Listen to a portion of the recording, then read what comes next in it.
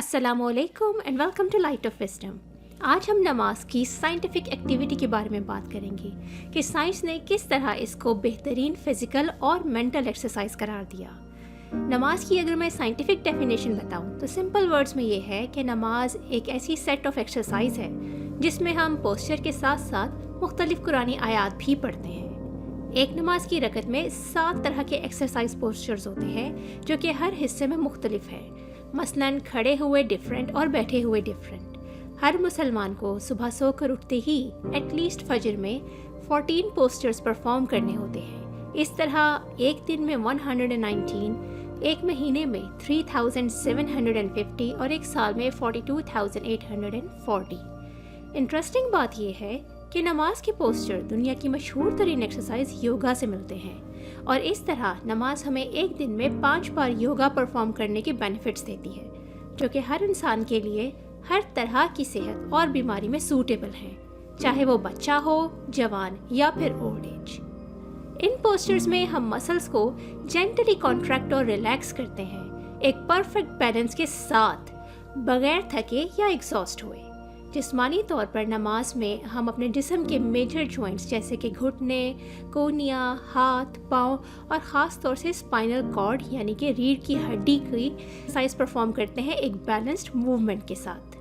इस तरह हमारी आंतों यानी इंटेस्टाइनल ट्रैक्ट का मसाज होता है। लिवर को रिफ्लेक्स मिलता है जिससे कि उसके काम में एफिशिएंसी पैदा होती है। सांस हमवार और रेगुलेट होता है और दिमाग का सामने का हिस्सा जिससे कि हम सजदा करते हैं नीचे झुक जाता है और दिल उससे ऊपर की पोजीशन में आ जाता है जिससे कि ब्रेन में ब्लड फ्लो फास्ट और मैक्सिमाइज होता है और अल्टीमेटली हमारे काम करने की सलाहियत ज़्यादा हो जाती है। स्ट्रेस लेवल इस तरह से बहुत कम हो जाता है जिसका मतलब है कि लीस्ट डिप्रेशन और maximum heart and mind comfort.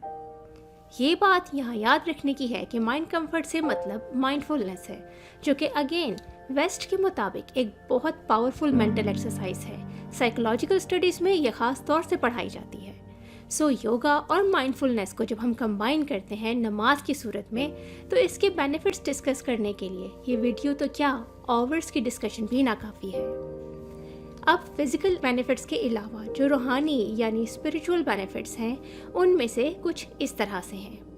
एक तो इस नमाज में हमें अल्लाह से मिलने की खुशी मिलती है, जैसे कि हमारे नबी सल्लल्लाहु अलैहि वसल्लम ने फरमाया कि नमाज मोमिन की मेराज है।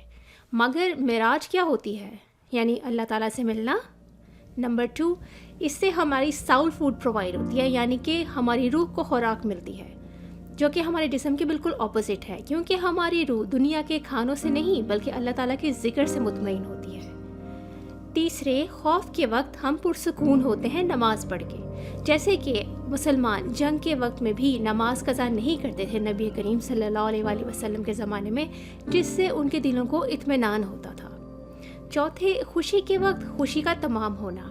हमने अक्सर देखा है कि जब भी कभी मुस्लिम्स कोई मैच खेलते हैं या मुस्लिम प्लेयर्स कोई मैच जीतते हैं तो खुशी से सजदे में गिर जाते हैं। नॉन मुस्लिम्स की तरह छलांगे मारने से पहले वो सजदा करते हैं जिससे कि वो अपनी खुशी का इजहार करते हैं।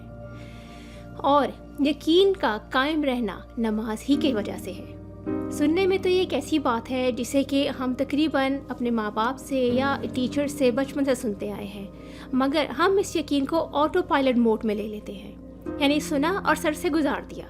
यकीन से यूजुअली हमारी मुराद अल्लाह ताला पर यकीन और अकायद पर यकीन वगैरह वगैरह होता है, लेकिन असल में यकीन हमारी ज़िंदगी के हर लम्हे के लिए कितना ज़रूरी है मैं शायद ठीक तरीके से बयान भी नहीं कर सकती। ये यकीन है कि हमें बताता है कि भूख प्यास खाना नहीं बल्कि अल्लाह ताला का हुक्म बुझाता है, इसीलिए उसका नाम लेकर हम शुरू करते हैं और शुक्र पर अपना खाना ख़त्म करते हैं। अगर वो चाहे तो भूख प्यास इतनी बढ़ जाए कि दुनिया खा जाए हम, लेकिन तसल्ली ना हो। आग पानी अल्लाह के हुक्म से बुझाती है। अगर वो चाहे तो पानी की क्वालिटीज़ H2O से चेंज करके C2O कर दे और पानी आग बुझाने की बजाय इसको मज़ीद बढ़ा दे। ये यकीन कि हम जब जॉब करते हैं और पैसे कमाते हैं तो एक्चुअल में पैसा हमारी ज़रूरियात को पूरा नहीं करता बल्कि वो अल्लाह के हुक्म से हमारे लिए एक ज़रिया और वसीला बनता है हमारी ज़रूरियात ज़िंदगी को पूरा करने का। وہ چاہے تو ضروریات کو ایسے بڑھا دے کہ کروڑوں بھی کم، اور چاہے تو تھوڑے پیسوں میں اتنی برکت عطا کرے کہ وہ کروڑوں پر بھی بھاری ہوں۔ شرط صرف پیسوں کے حلال ہونے کی ہے۔ مے بی ان ایگزامپل سے آپ کو یقین کا مطلب شاید تھوڑا بہت سمجھ میں آیا ہو، اور یہ یقین رینیو کرنے کے لیے ہم 5 بار اللہ تعالیٰ کے دربار میں جاتے ہیں۔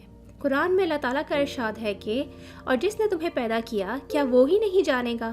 اس آیت کا ایک مطلب یہاں اس طرح سے بھی ہے کہ اللہ تعالیٰ نے ہمیں پیدا کیا ہے، کیا وہ نہیں جانتا کہ جسم اور روح کی وہ کون کون سی ضروریات ہیں جن کے بغیر ایک انسان کا گزارا ناممکن ہے؟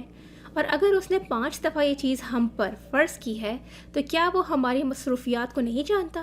اگر وہ چاہتا تو نماز 10 یا ہو سکتا ہے کم ہو کر 3 بھی فرض ہوتی، لیکن ایگزیکٹلی 5 نمازوں کا حکم، اور اس حکم میں کیا حکمت پوشیدہ ہے، یہ اللہ تعالیٰ کے سوا کوئی نہیں جانتا۔ اس کے علاوہ صرف یہی نہیں کہ 5 مرتبہ نماز پڑھنی ہے، بلکہ ان کے اپنے اپنے ٹائمنگز بھی مقرر ہیں۔ میری اوپینین میں فجر پر اٹھنا اس لیے مقصود ہے کہ یہ برکت کا وقت ہوتا ہے کائنات کے لیے۔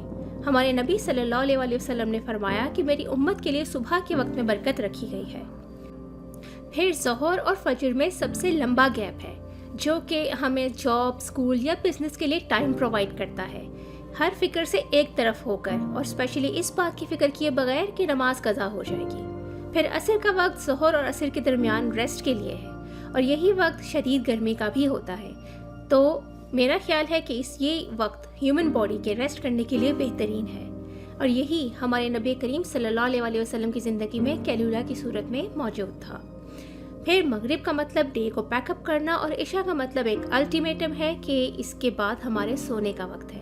اس طرح اللہ تعالیٰ نے ہمارے دن کو ایک خاص طریقے سے ڈیزائن کیا ہوا ہے۔ اب آپ کا اور میرا دن اس ڈیزائن سے کتنا مختلف ہے وہ آپ اور میں ہی جانتے ہیں۔